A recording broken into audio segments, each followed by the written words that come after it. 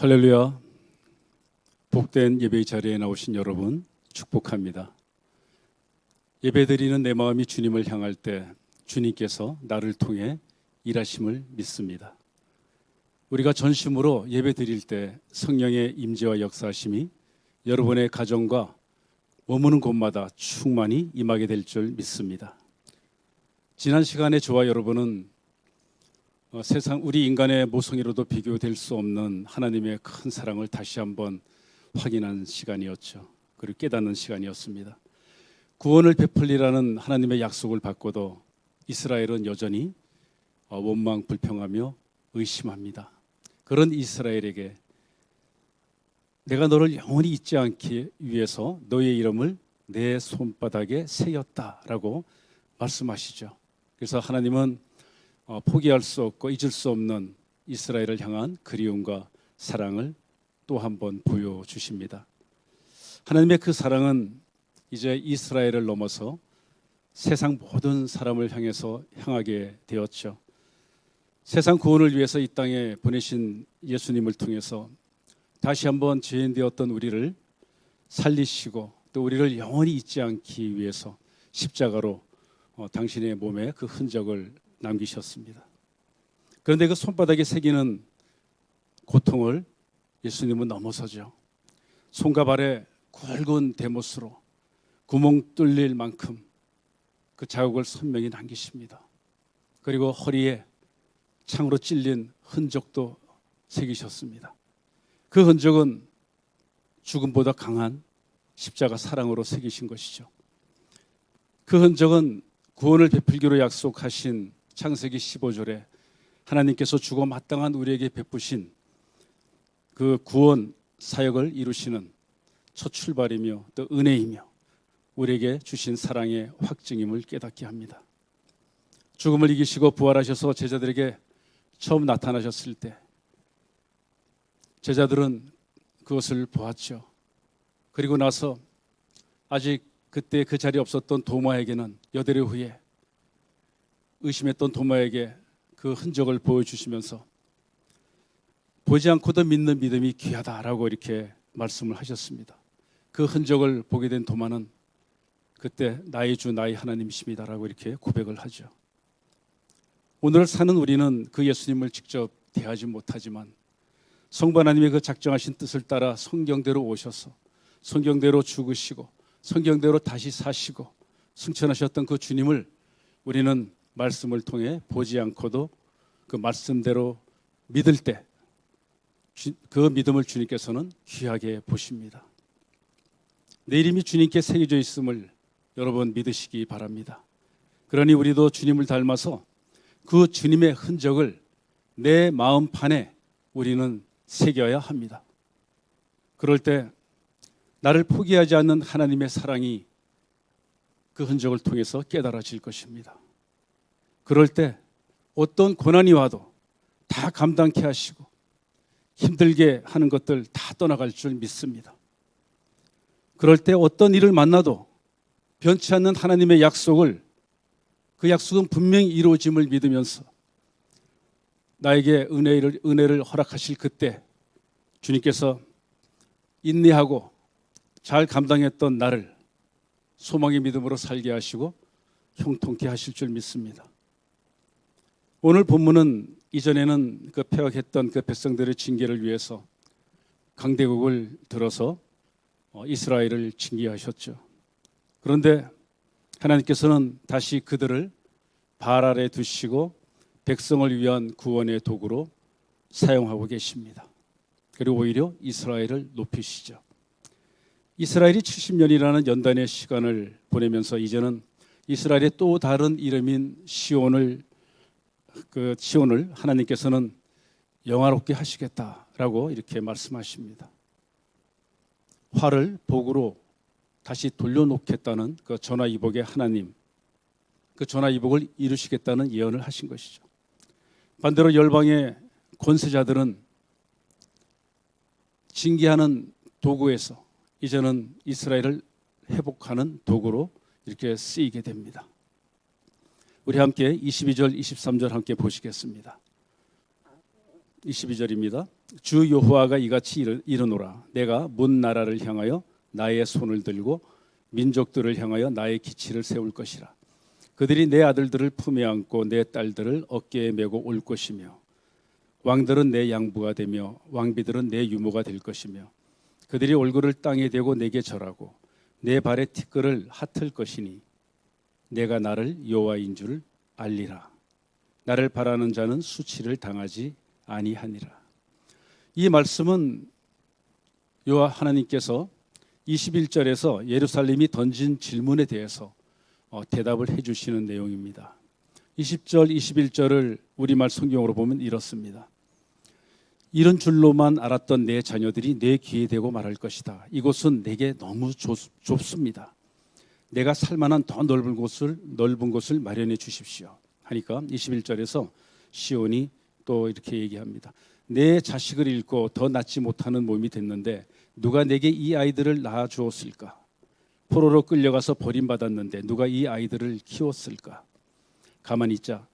나만 홀로 살아남아 있는데 이 아이들은 도대체 어디에서 왔을까? 라고 이 시온은 지금 21절에서 반문하는 거죠. 여기서 자식을 잃었을 때 낳은 자녀, 이 자녀는 이스라엘이 그 바벨론의 포로로 잡혀 있는 동안에 태어난 바벨론 세대를 현실적으로 말합니다. 그러니까 수많은 자녀가 돌아와서 집이 좁다라고 이렇게 불평하는 것은 포로 상태에서 벗어나서 본토에 돌아올 뿐만 아니라 번성하게 된 이스라엘의 상태를 비유적인 의미로 나타낸 것이죠. 또한 자녀를 잃고 홀로 되었던 그 시온의 수치가 사라졌음을 보여주면서 동시에 그 시온의 회복이, 이스라엘의 회복이 영광스러울 것임을 나타낸 것입니다.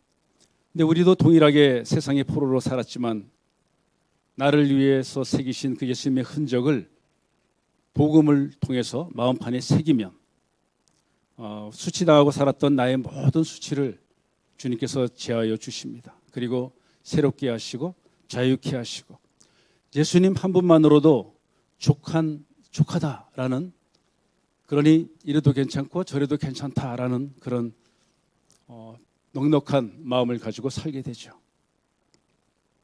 그런데 어떤 축복으로 임하시는가? 나를 통해서 주님을 사랑하는 사람들이 그런 마음을 가지면 풍성히 나를 통해서 돌아오게 된다는 것입니다. 그리고 내가 주님을 향한 그 사랑과 갈망으로 충만할 때 지경을 무한히 넓혀주시는 그 하나님의 축복을 누리게 된다는 것이죠. 22절에서 하나님은 이같이 말씀하세요. 내가 문 나라를 향하여 나의 손을 들고 민족들을 향하여 나의 기치를 세울 것이라. 그렇게 하시겠다는 겁니다. 여기서 손을 든다는 것은 여러 의미가 있습니다만은 여기서 말하는 것은 장수가 상대를 대적하여 공격하라는 어떤 그런 의미죠. 그리고 기치를 세운다는 것은 전쟁에 나가면 영화에서도 여러분 많이 보셨죠. 깃발을 먼저 앞세우고 이렇게 공격합니다. 그 깃발 아래에 군사들이 하나로 모여서 이제 가는 것이죠.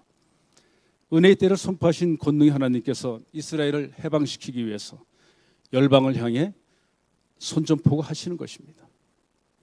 예전에는 이방 민족인 열방에게 이스라엘을 공격하라고 깃발을 그렇게 세우셨지만 이제는 반대로 시온을 위해서 그 열방을 무너뜨리기 위해서 깃발을 세우신 것입니다.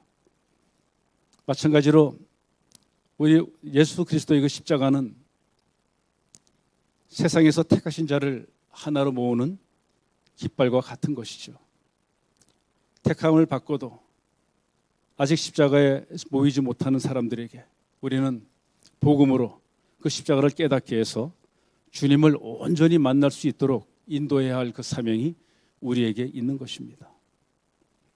그러면서 이방 민족의 왕들과 왕비들이 너를 섬길 것이라 이렇게 말씀하죠. 22절 하반 23절 보면 그들이 내 아들들을 품에 안고 내 딸들을 어깨에 메고 올 것이며 왕들은 내 양부가 되며 왕비들은 내 유모가 될 것이며 그들이 열국을 땅에 대고 내게 절하고 내 발에 티끌을 핫을 것이니 라고 이렇게 말씀합니다.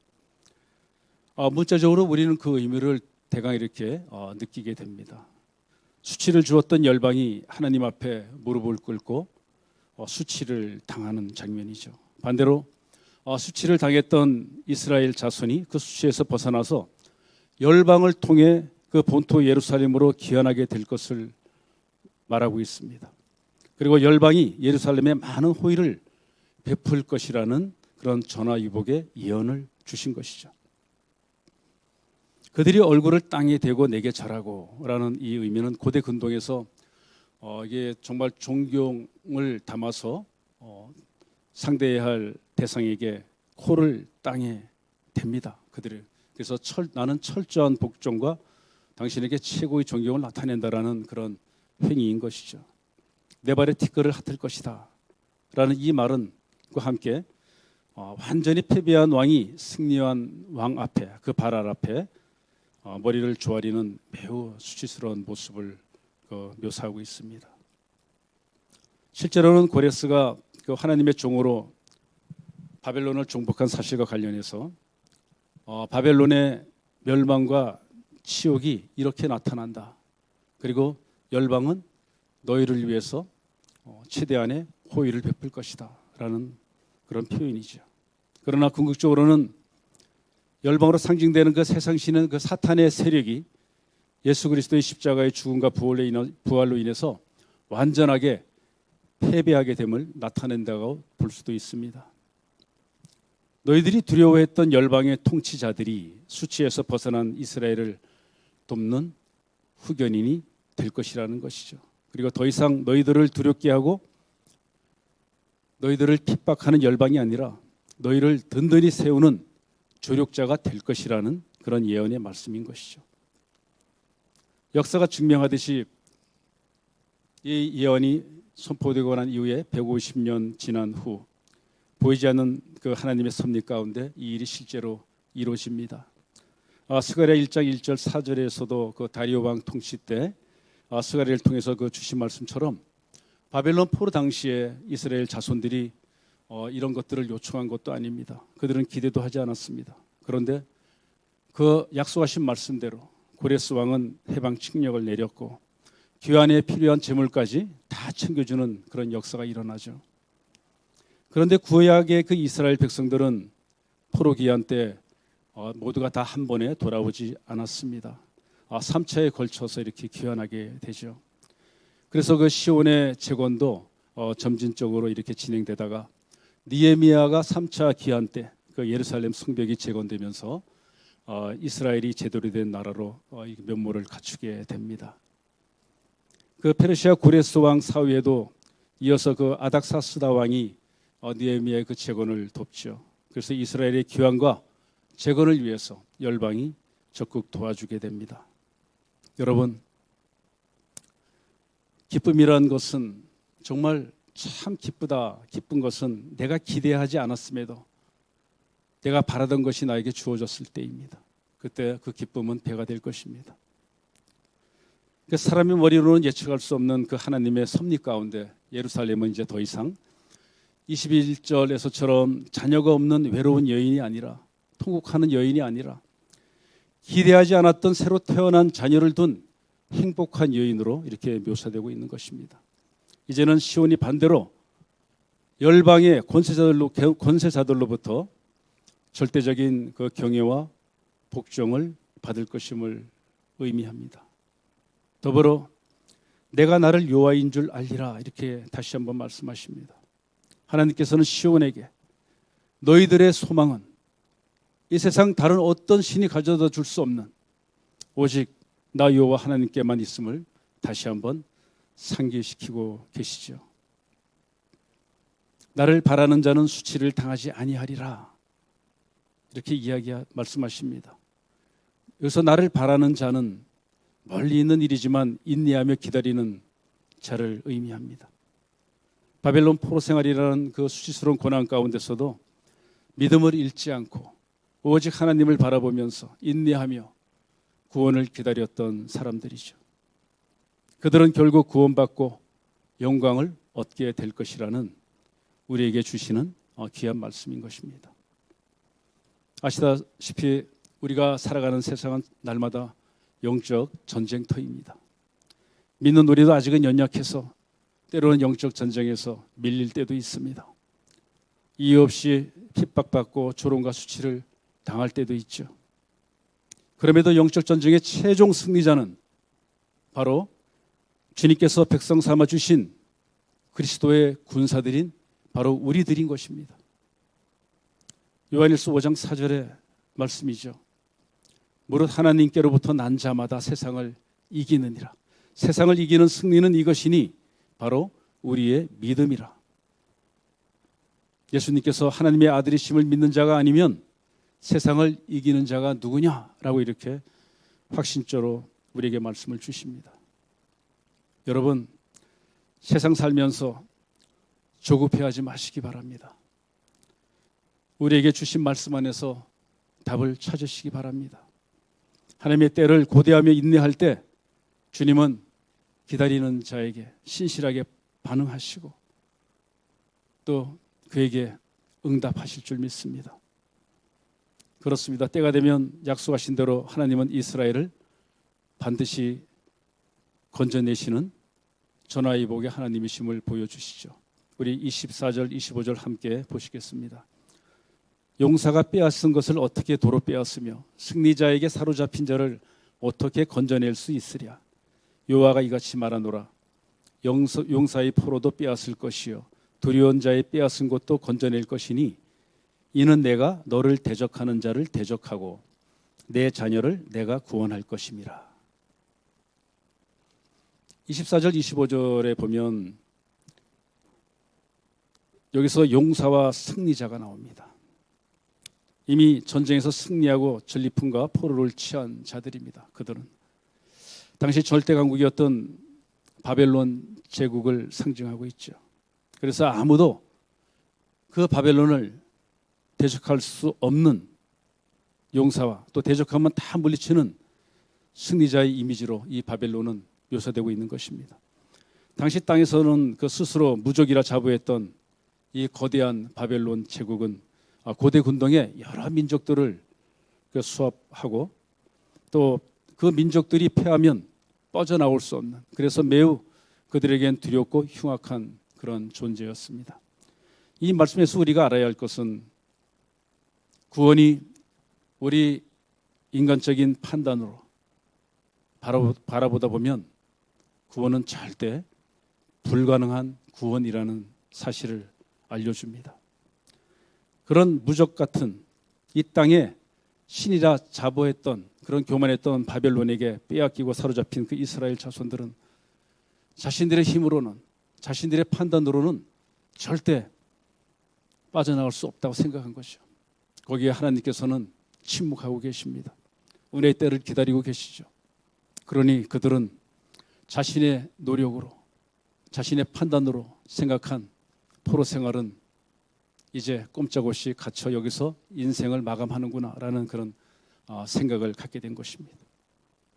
그러니 하나님은 이스라엘이 70년이라는 그런 연단의 과정을 통과하기를 기다리고 계시는데 포로된 이스라엘은 세월이 흘러갈수록 점점 하나님에 대한 그 기대는 잊어버리고 이제는 스스로 불가능하다 이렇게 여기면서 하나님을 원망하고 불평하죠.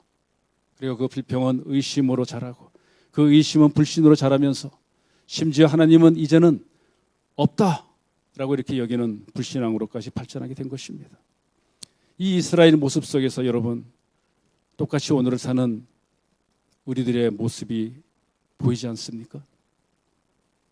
그것을 보라는 것입니다. 이것은 약속하신 하나님의 때를 기다리지 못하고 내가 기도했는데 왜 바로 안 들어주지? 정말 하나님이 계시는 거야?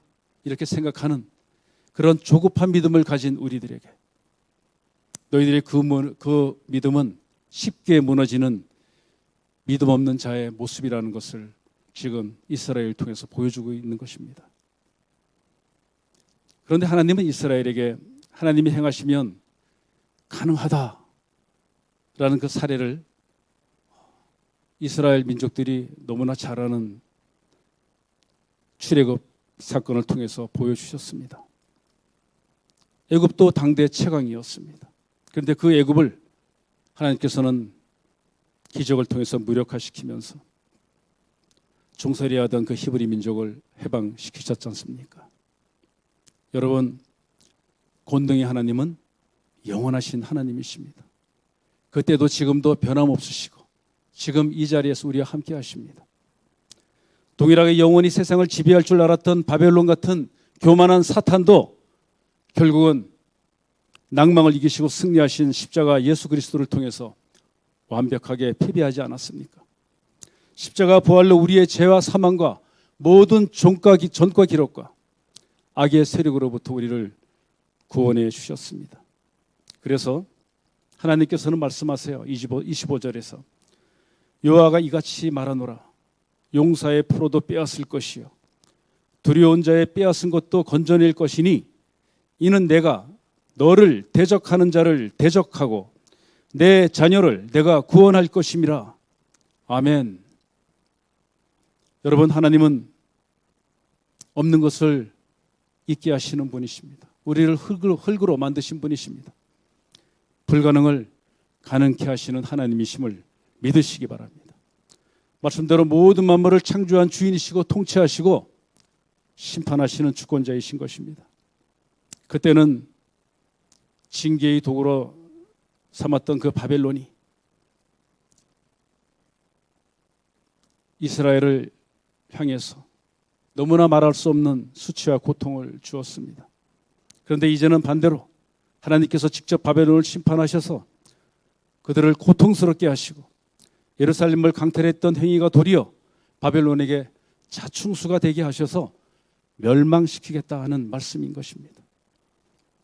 26절 보시면 내가 너를 억압하는 자들에게 자기의 살을 먹게 하며 새술에 취한같이 자기의 피에 취하게 하리니 모든 육체가 나 여호와는 내 구원자요 내 구속자요 야곱의 전능자인 줄 알리라. 이렇게 말씀하십니다.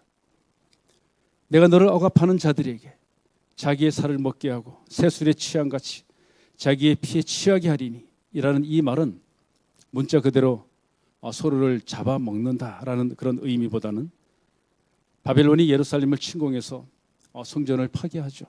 그리고 무자비하게 살육하고 두려움에 떨게 했던 것처럼 이제 너희들이 그렇게 한 것보다 더 힘들게 내가 너희들을 고통을 주겠다. 너희 바벨론 사람들도 너희들끼리 서로 싸우게 해서 스스로 자멸케 하시겠다라는 것입니다. 실제로 성경에는 하나님을 대적했던 자들이 바벨론처럼 스스로 자멸하는 그런 징벌을 당한 경우가 있죠. 그 사사기 7장 12절에 보면 기드온이 미디안 진을 공격했을 때 미디안 사람들을 공황 상태에 빠지게 하십니다. 패닉 상태에 빠지게 한 거죠. 그래서 자기들끼리 서로 칼로 찌르고 죽이는 그런 대혼란이 일어납니다. 사무엘상 14장 20절에도 보면 그 사울의 아들 요나단이 블레셋을 기습했을 때도 블레셋 진영에서도 서로 자기들끼리 서로 죽이는 그런 동일한 일이 벌어졌습니다. 이 예언된 말씀이 150년 후에 고레스에서 하나님의 기름 부음 받고 인도함을 받는 고레스에서 패망할 무렵에 이 고레스가 힘들이지 않고 바벨론을 접수했던 그런 배경도 보면 바벨론의 그 전성기는 두 번째 왕인 느부갓네살 왕이 그 장기 집권할 때 대제국으로 이렇게 바벨론 느부갓네살 왕이 만들어 놓죠. 그리고 나서 이제 다섯 번째 왕인 그 나보디노스 왕이 이제 마지막 군주가 됩니다. 이때 그 제국의 왕은 왕 중의 왕인 것이죠. 그 아래 또 내정을 치리하는 왕을 또 두었습니다. 그리고 또 그 아래 다스리는 또 이 총리를 또한 둡니다. 네, 제국이기 때문에 그렇습니다. 그런데 이 나부디스 왕이 이제 장기 원정을 가면서 아들 벨사살에게 섭정하도록 하죠. 대리청정시키죠. 치리하는 왕으로 이 아들 벨사살을 왕으로 올립니다. 그런데 이 벨사살 왕이 여러분 잘 아시지 않습니까? 그 우상을 섬기는 아주 기복적인 그런 신앙관을 갖고 있고 이 국사는 뒤로하고 아버지 부왕이 맡긴 이 나라를 돌보지 않고 날마다 연회를 즐깁니다. 술잔치를 벌입니다. 심지어는 예루살렘 성전에 그 성물로 쓰이는 그릇을 술잔으로 쓰는 만용까지 부리죠. 그런 와중에 다니엘서 5장 보면 잔치 자리에 그 손가락 하나가 나타나서 벽에, 이 회칠한 벽에 고대 문자를 새깁니다. 아무도 알 수 없고 이 벨사살 왕이 참으로 두려워합니다. 왕궁에 있는 정말 내노라는 박사와 학자들이 다 충동원되죠. 다 해석을 하지 못합니다. 결국은 그 느부갓네살 왕 때 현자로 유명했던 다니엘을 불러서야 이 해석이 됩니다. 그 글자는 메네메네 데겔 우바르신이라는 것이었죠. 여러분 기억하시죠? 어렸을 적에 성경 말씀 많이 배웁니다. 그 해석은 이렇습니다. 다니엘이 이렇게 그 뜻을 이렇게 해석해 줍니다. 왕이 다스리는 존속 기간을 하나님이 정하셨는데 이미 만기가 되었다. 이게 메네메네 이 뜻입니다. 데겔 우바르신의 뜻은 왕이 자질이 부족함으로 나라를 나누어서 메대와 바사 사람에게 주기로 결정했다. 사실 이것을 전하는 다니엘의 이 심장도 강심장입니다. 믿음 없이는 할 수 없는 이야기입니다. 이 나라가 곧 면전 앞에서 나라가 곧 망하겠다라고 합니다. 정말 두려워할 내용인데 이 벨사살은 참 많이 두려워 떨었죠. 그런데 회개 없이 속마음은 머리를 굴립니다. 하나님과 통하는 이 다니엘을 총리로 세우면 그래서 내 곁에 두면 되겠구나. 무슨 뜻입니까? 하나님과 통하는 다니엘을 보니 그 당시에는 하나님도 우상의 일종으로 봤기 때문이죠. 이 다니엘을 내 옆에 두면 다니엘은 일종의 무당과 같으니 나를 비호하겠다. 그러면 내가 살겠구나 라는 생각으로 그렇게 한 것입니다. 하나님께서는 초자연적인 강력한 방법으로 이 사단만큼 교만해진 바벨론을 몰아가십니다. 이런저런 일로 인해서 왕이 매일 연회를 베풀다 보니 부왕이 일어났던 국사 어지러워집니다. 군주의 장악력이 떨어지죠. 내부의 페르시아의 그 첩자로 활동하는 자들이 점점 많아집니다. 권력 투쟁 가운데서 내분이 자꾸 일어나고 있습니다. 그렇게 하면서 바벨론은 자멸하게 되죠. 여러분 스스로 자멸하는 그런 일들이 마치 자신들도 모르게 새 술에 취함 같이 하나님께서 그렇게 진행하신다는 것입니다. 바둑을 둬보신 분들은 잘 아십니다만은 바둑에 자충수라는 용어가 있습니다. 자기 땅을 넓히려고 이 정말 결정하고 작정하고 그 한 수를 딱 놓았는데 그 한 돌로 인해서 자기도 모르는 사이에 반대로 내 것이 온통 내 땅이 다 순식간에 잡혀 먹히는 것입니다. 지난 주일에 모든 일정을 마치고 오후에 이제 갈 준비를 하고 앉아 있다가 역시 이제 그 예배를 돕는 집사님 아들이죠. 듬직한 중3 우리 어린 형제가 부모님이 잠시 기다리는 도에게 저에게 왔습니다. 그래서 인터넷으로 하는 바둑이 있는데 둬보지 않겠냐고. 그래서 우리 저기 교육관에 있는 태블릿을 갖다가 우리 형제가 만져서 저는 한 15년 만에 해본 것 같습니다. 그런데 이제 너는 어떻게 이것을 이렇게 알았니? 했더니 공부하면서 머리도 식힐 겸 틈틈이 배웠다고 하는데 많이 알고 또 잘 두더라고요. 저는 바둑은 그냥 관계 때문에 이렇게 기초적인 것만 알고 있었습니다.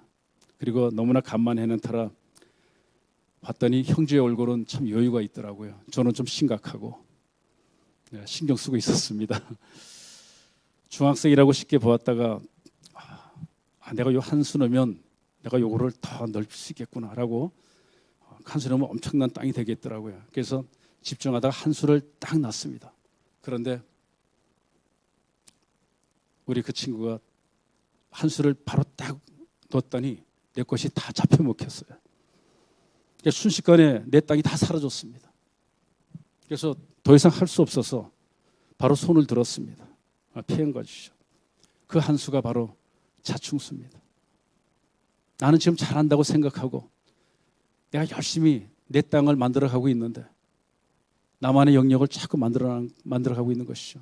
그런데 남이 보는 나는 허술한 부분이 있는 것입니다. 부족한 부분이 있는 것이죠. 그 맥을 잡은 것입니다. 바다에 있는 상어도 그렇습니다. 상어는 우리가 다 무서워합니다. 백경이라는 영화 보면 뭐 으시으시하죠, 백상어는. 그런데 그 상어에게도 약점이 하나 있습니다. 상어를 잡는 적이 누군지 아십니까? 아주 작은 새우입니다. 이해가 안 되시죠? 제가 바닷가에서 살았기 때문에 어느 날 그물에 잡혀 올라온 상어, 그렇게 크진 않습니다만 그 상어를 보면 그 상어가 움직이지 못할 때 그물에 잡혀서, 그런데 겉은 멀쩡합니다. 피부가 단단하기 때문이죠. 근데 안에 잡으면 약간 물렁합니다. 속에 들어가 보면 그 안에 새우가 꽉 들어찼습니다. 그 상어는 죽은 것이죠. 자기 몸이 없는 것입니다. 뼈만 있는 것입니다. 상어의 아킬레스건은 이 아가미입니다. 아가미. 호흡하는 아가미입니다. 글로 새우들이 침투합니다. 하나가 들어가 둘이 들어가고 둘이 10명이 되고 100명이 되고 1000명이 되고 10,000명이 되어서 계속 들어가는 것입니다. 호흡을 못하니 죽습니다. 우리에게도 나에게 내가 자충수로 둘 만한 것은 무엇인지 한번 생각해 보시기 바랍니다. 혹시 시온 형제가 이 새벽에 이 말씀을 듣고 있다면, 이 예배를 보고 있다면, 나중에 또 그런 한가한 시간이 날 때 나에게 한 수 가르쳐 주기 바랍니다. 우리 차세대가 예수님 제대로 만나서 주님 주신 그 비전을 품고 나아가면 절대로 자충수 두는 일 하나님께서 없게 하실 줄 믿습니다. 세상 길로 빠지지 않게 하실 줄 믿습니다. 귀하게 쓰시는 미래의 소망 될 줄 믿습니다. 자기에게 유익하고 유리하게 하려고 둔 돌이 오히려 자기를 죽이는 자충수가 될 수 있다는 것을 우리는 잊지 않았으면 좋겠습니다. 최근에 야욕을 가지고 연약한 나라를 무단 침공해서 수많은 젊은 영혼들이 죽어갔습니다. 그 엄청난 희생과 상처를 안기는 일이 지금 6개월이 넘도록 진행되고 있죠. 악한 세력은 그 일이 스스로 자멸에 빠지는 자충수가 되는 줄 모르고 있습니다. 속히 종식되기를 기도합시다. 마지막으로 모든 육체가 나 요한은 내 구원자요 내 구속자요 야곱의 전능자인 줄 알리라 라고 이렇게 선포하십니다. 여기서 알아야 할 대상이 너희가 아니라 모든 육체로 이렇게 제시되고 있죠. 내가 나를 여호와인 줄 알리라는 예언보다 범위가 이 모든 육체로 이렇게 확장되어서 표현되고 있습니다.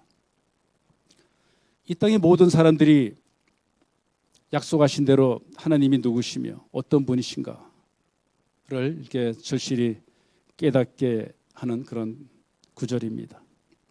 그런 측면으로 본다면 이 예언은 바벨론의 멸망과 이스라엘의 기한으로 완전히 성취된 예언이 아직은 아니죠. 우리는 예수 그리스도의 구속사역을 통해서 그것이 이루어지고 또다시 오시겠다, 올라간 모습대로 다시 오시겠다 약속하신 예수님께서 이 땅에 오시는 그 재림을 통해서 분명하게 완성될 것을 보여주고 있는 것입니다. 여러분, 이 말씀을 알리시는 진정한 목적은 무엇입니까? 하나님은 육체로 이렇게 표현되는 세상 모든 자의 구원자이시고 구속자이시고 전능자이시다, 이것이 아니라 하나님은 이 세상 가운데 믿는 자의 구원자시고 구속자이시며 전능자이시다라는 이 말씀을 지금 하고 계신 것입니다. 주님 다시 오시는 그날 세상 모든 사람들이 하나님의 실체를 알게 될 것입니다. 그런데 예수님께서 구원하실 사람들은 여러분 누구입니까? 예수를 십자가에 못 박은 죄임을 알고 성령 안에서 예수님 그 십자가 사랑의 그 흔적을 자기 마음판에 새기고 인내하며 기다리는 믿음의 사람들인 것입니다. 아직도 상황에 매여서 낙심하고 갈등하고 있다면 나는 여전히 죄의 권세 아래 놓여 있는 것이죠. 주님께서 인간의 모든 소망을 끊고 절망케 하는 그 죄를 십자가로 끊으시고 멸하셨음을 믿으시기 바랍니다. 예수님의 이름으로 나를 조이는 모든 죄의 묶임은 이제 풀렸음을 예수님의 이름으로 선포하시기 바랍니다. 하나님은 오늘 말씀처럼 고통을 바꿔서 복으로 인도하시는 전화위복의 하나님이십니다. 때로는 징계를 하시지만 그 징계마저도 지나고 보니 감사임이 깨달아지면 그 믿음은 축복받는 견고한 믿음이 될 줄 믿습니다. 결국 우리에게 주어지는 고난은 다 다릅니다. 그러나 고난의 이유는 같습니다. 고난을 대하는 하나님의 방법은 같습니다. 나를 온전한 자녀 되도록 나를 훈련시키시는 고난은 나를 위한 연단의 과정이며 그래서 감사이며 축복의 과정임을 믿으시기 바랍니다. 그렇게 하나님은 언제나 믿는 우리에게 전화위복의 하나님이 되어주신 것입니다. 세상 어디에도 나를 구원의 길로 인도할 것은 또 인도할 우상은 없습니다. 오직 주님만이 생명이며 완전한 구원을 누리도록 우리를 이끄십니다. 매일 변하는 세상 평가에 주변의 사람들의 모습에 마음을 너무 빼앗기지 마시기 바랍니다. 나만 바라보다가 스스로 메어서 자충수 두는 일도 없어야겠습니다. 세상이 줄 수 없는 평안, 그것은 내 마음과 생각을 지키시는 그리스도의 평강 안에 거하면 주어지는 것입니다. 세상이 줄 수 없는 그 평안 가운데 우리가 있을 때 주님께 내 모든 것을 다 맡길 수 있는 믿음이 있는 것입니다. 믿음은 현실 너머의 하나님의 약속을 바라보는 것입니다. 그러니 우리는 받은 은혜가 너무나 큽니다. 하나님의 약속을 모르는 사람들에게 복음으로 소망을 전하는, 그래서 하나님께로 그들을 수치에서 영화로운 존재로 인도하는 복된 축복의 통로 되시기를 축복합니다. 기도하겠습니다. 주님, 말씀하여 주셔서 깨닫게 하시니 감사합니다. 이스라엘에게 수치와 조롱을 주었던 바벨론이 도리어 수치를 당하고 열방을 도구로 이스라엘을 영화롭게 하시는 것처럼 애굽의 종살이로 종으로 팔려갔던 요셉을 애굽을 다스리는 총리가 되게 하신 것처럼 고난 뒤에는 반드시 백성을 축복으로 인도하시는 전화위복의 하나님, 그 하나님이 나의 하나님 되시니 감사합니다. 바벨론처럼 자기를 믿고 자신만 바라보다가 스스로 매여 자충수 두는 일도 없어야겠습니다. 나를 위해 대신 죽으시고 새 생명으로 거듭나게 하셨으니 이제는 주님의 흔적을 올곧이 마음판에 선명하게 새기고 소망을 품고 나아가는 믿음 되게 해 주시옵소서. 목사님 가정 기억하시는 중인데 그 여정을 은혜 가운데 인도해 주실 줄 믿습니다. 우리가 마치고 함께 통성으로 주님 앞에 나를 올려드릴 때 성령님 기름 부어 주셔서 은혜의 시간 되게 해 주시옵소서. 감사드리며 예수님의 이름으로 기도합니다. 아멘.